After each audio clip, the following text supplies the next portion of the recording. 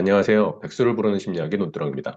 오늘은 대화를 잘하는 방법, 연애할 때도 알고 계시면 유용한 대화 방법을 알려드리도록 하겠습니다.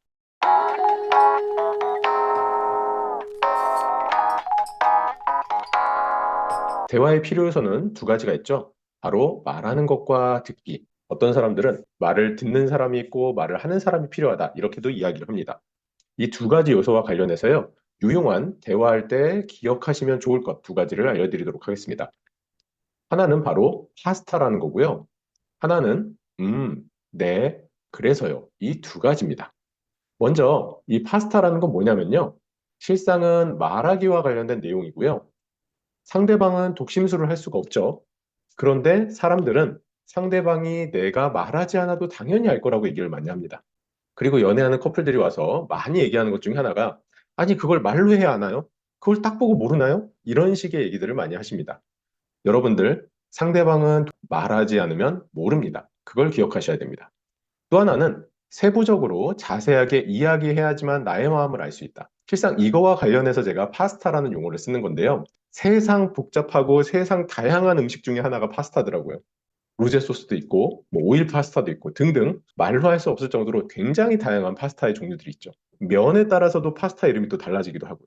그냥 나 파스타 먹고 싶어라고 했을 때 그냥 편의점에서 돌려서 파스타를 줬다. 그냥 먹어야지 어떡하겠습니까? 정확하게 이야기를 해야지 먹고 싶은 파스타를 상대방이 이해할 수 있겠죠.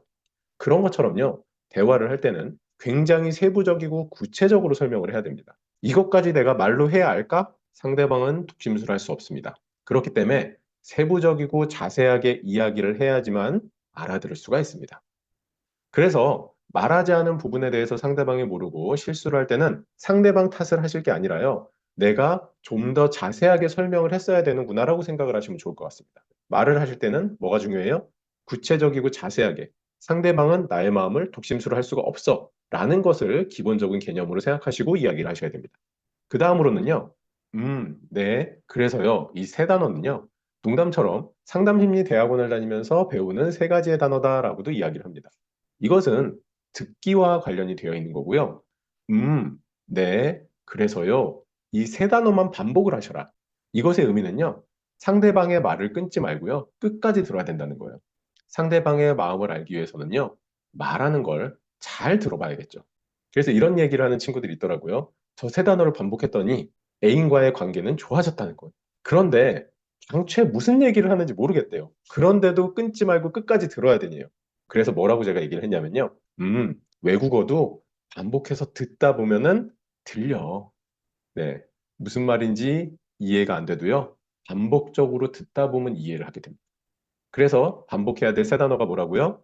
음, 네. 그래서요.